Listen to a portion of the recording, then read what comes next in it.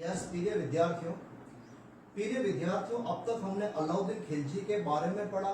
सबसे पहले हमने अलाउद्दीन खिलजी की विजयों के बारे में पहली विजय हमने पढ़ी अलाउद्दीन खिलजी की रणथंभौर विजय 1301। उसके बाद हमने पढ़ा अलाउद्दीन खिलजी की चित्तौड़ विजय 1303। प्रिय विद्यार्थियों, अलाउद्दीन खिलजी की रणथंभौर चित्तौड़ विजय के बाद आज हम अगला चैप्टर लेते हैं अलाउद्दीन खिलजी की राजस्थान में पहले रणथंभौर, दूसरी हो गई चित्तौड़ और राजस्थान में अलाउद्दीन की तीसरी विजय लेते हैं प्रिय विद्यार्थियों जालोर विजय। प्रिय विद्यार्थियों, नाम सुना होगा राजस्थान का एक महत्वपूर्ण जिला जालोर। जालोर का प्राचीन नाम जाबालीपुर था। इसे जाबालीपुर क्यों कहते हैं? क्योंकि ये जाबाली ऋषि की तपोभूमि थी, इसलिए जालोर का प्राचीन नाम जाबालीपुर। प्रिय विद्यार्थियों, यहाँ पर जाल के वृक्ष अधिक मात्रा में थे, इसलिए जालोर का अन्य नाम क्या है? जालोर। तो जालोर के दो नाम क्यों कहते हैं? जाबाली ऋषि की तपोभूमि होने के कारण जाबालीपुर, जाल वृक्ष अधिक होने के कारण इसे जालोर भी कहते हैं। प्रिय विद्यार्थियों, जालोर में एक दुर्ग बना हुआ है, उस दुर्ग का क्या नाम है? सुवर्णगिरी दुर्ग। सुवर्णगिरी दुर्ग बोलो, चाहे सोनगढ़ दुर्ग बोलो, चाहे कांचनगढ़ दुर्ग बोलो, एक ही बात है। प्रिय विद्यार्थियों, अब चलते हैं यहाँ से आगे। प्रिय विद्यार्थियों, जालोर में सोनगरा वंश की स्थापना 1181 ईस्वी में कीर्तिपाल चौहान कीतू ने की और मुणोत नैणसी को क्या कहते हैं? राजस्थान का अबुल फजल मुणोत नैणसी ने इससे क्या कहा है? कीतू एक महान राजपूत शासक। प्रिय विद्यार्थियों, जालोर के सोनगरा वंश का सर्वाधिक प्रतापी शक्तिशाली शासक था कान्हड़ देव सोनगरा। प्रिय विद्यार्थियों, कान्हड़ देव सोनगरा का शासनकाल 1305 से 1311। अब क्या कारण है अलाउद्दीन खिलजी ने जालोर पर आक्रमण किया? कारण नंबर 1, अलाउद्दीन खिलजी की सेना जब गुजरात पर आक्रमण करने के लिए जा रही थी तो वो सेना जालोर से होकर जा रही थी, तो कान्हड़ देव ने मुस्लिम सेना को जालोर से होकर निकलने की परमिशन नहीं दी। अलाउद्दीन खिलजी इससे नाराज हुआ। आक्रमण का दूसरा कारण, अलाउद्दीन की सेना ने गुजरात पर आक्रमण किया, सोमनाथ मंदिर को लूटा और जब सेना सोमनाथ मंदिर के शिवलिंग और खंडित शिवलिंग और खजाने को लेकर वापस दिल्ली लौट रही थी तो वापस वह जालोर की सीमा से होकर निकल रही थी। कान्हड़ देव क्रोधित हुआ। कान्हड़ देव के दो सेनापति, एक का नाम था जैता और एक का नाम था देवपा। याद रखना विद्यार्थियों, कंफ्यूज मत होना।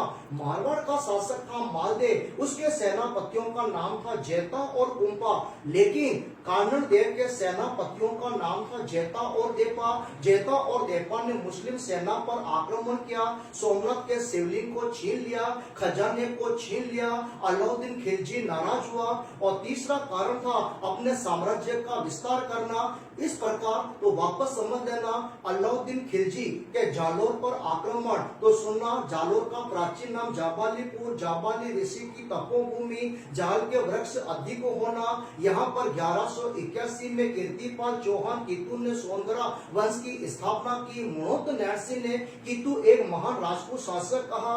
अलाउद्दीन खिलजी ने अब जालोर पर आक्रमण करने का निश्चय किया। प्रिय विद्यार्थियों, अब एक इतिहासकार है फरिश्ता लिखता है। फरिश्ता क्या लिखता है? अलाउद्दीन ने अपने सेनापति मुल्तानी को जालोर पर आक्रमण करने भेजा। मुल्तानी सेना लेकर जालोर आया, लेकिन मुल्तानी आम लोगों की तरह बोलने में बहुत ही चालाक था, बहुत ही होशियार था। मुल्तानी ने सोचा कान्हड़ देव बहुत शक्तिशाली है, कहीं मैंने कान्हड़ देव से युद्ध किया कि उल्टी सीधी तलवार पड़ गई तो लेने के देने पड़ जाएंगे। इसलिए मुल्तानी ने क्या अपनी बातों में कान्हड़ देव को अपने विश्वास में ले लिया। उसने कान्हड़ देव से कहा, ए कान्हड़ देव, अलाउद्दीन के दिल्ली दरबार में चलो, अलाउद्दीन से मित्रता कर लो, जालोर आपका, दिल्ली अलाउद्दीन खिलजी का। कान्हड़ देव बहुत ही सीधा था, मुल्तानी के बातों में आ गया और कान्हड़ देव मुल्तानी के साथ अलाउद्दीन के दरबार में गया। जैसे वह अलाउद्दीन के दरबार में गया, अलाउद्दीन ने उससे सिंपल सी लाइन में खड़ा किया और उस पर एक उपहास किया, उस पर ताना मारा। क्या? राजस्थान के राजपूतों में ऐसा कोई शक्तिशाली राजपूत शासक नहीं है जो हम मुसलमानों का मुकाबला कर सके।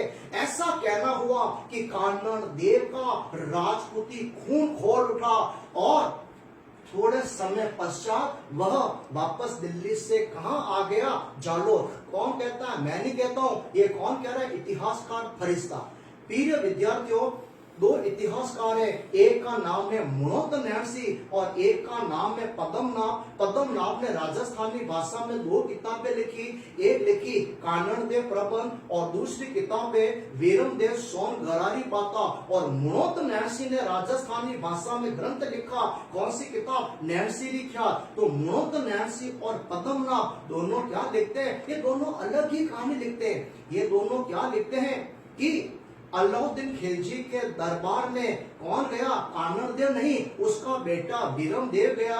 और जब वीरमदेव अलाउद्दीन खिलजी के दरबार में गया और जब वह भरे दरबार में खड़ा था, है वीरमदेव, याद रखना वीरमदेव बहुत ही आकर्षक व्यक्तित्व का था, उसकी पर्सनालिटी बहुत ही शानदार थी। जब वह अलाउद्दीन के दरबार में आया है, ऊपर जोरोखे में से अलाउद्दीन की बेटी थी फिरोजा। फिरोजा ने जब वीरमदेव को देखा तो देखते ही है उस पर आसक्त हो गई और मन ही मन उसने निश्चय किया, विवाह करूंगी तो मैं वीरमदेव से।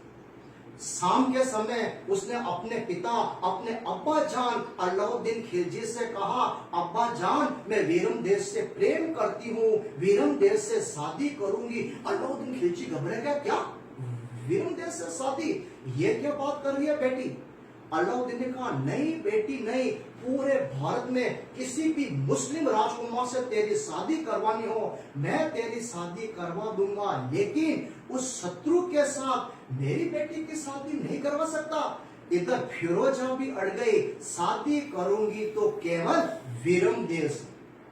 प्रिय विद्यार्थियों, आपने देखा होगा है, आपने कहावत सुनी होगी है, गांव का मुखी घर में दुखी। आपने अपने आस पड़ोस में, अपने घरों में ऐसे लोग देखे होंगे जो पूरे गांवों में तो बड़ी बड़ी बातें करते हैं, पूरे गांवों को धमकाते फिरते हैं, और वही आदमी अपने घर में रहकर अपने पत्नी से, अपने बच्चों से दुखी। यही कई हाल अलाउद्दीन का था, पूरे भारत को धमकाता फिर रहा है, पूरे भारत के राजाओं को हरा रहा है, और खुद हारा तो किससे? अपनी बेटी फिरोजा से। फिरोजा को बहुत समझाया, लेकिन फिरोजा भी अड़ गई, शादी करूंगी तो वीरमदेव से। अब दूसरे दिन अलाउद्दीन ने वीरमदेव को बुलाया, उसके कंधे पर हाथ रखा, मेरे बेटे वीरमदेव। वीरमदेव घबरा गया, बेटा मैं तेरा बेटा कब से हुआ? अरे बेटे ये बात है, फिरोजा तुझसे निकाह करना चाहती है।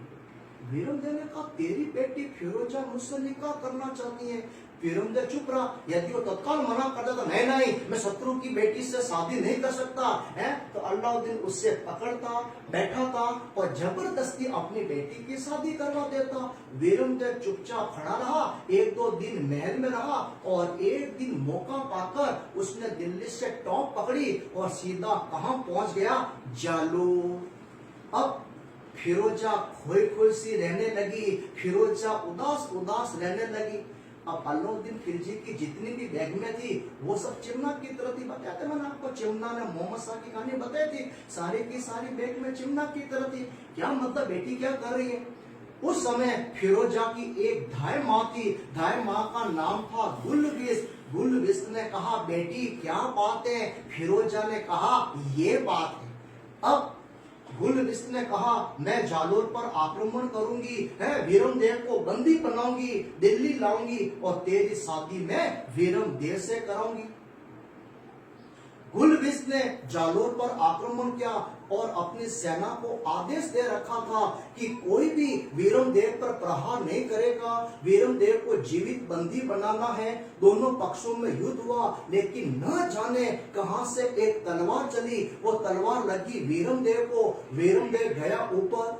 अब गुलबिस वीरमदेव की डेड बॉडी को लेकर दिल्ली पहुंची। फिरोजा ने डेड बॉडी को देखा, लेकिन फिरोजा ने भी कहा, मैंने मन ही मन पति माना है तो वीरमदेव को। फिरोजा ने शादी के कपड़े पहने, शादी की रस्म पूरी की और अंत में दिल्ली के बाहर यमुना नदी में छलांग लगाकर अपने प्राण त्याग दिए। इस कहानी को मजेदार चटपटा किसने बनाया? दो इतिहासकारों मुणोत नैन्सी और पद्मनाभ ने इस कहानी का उल्लेख किया है।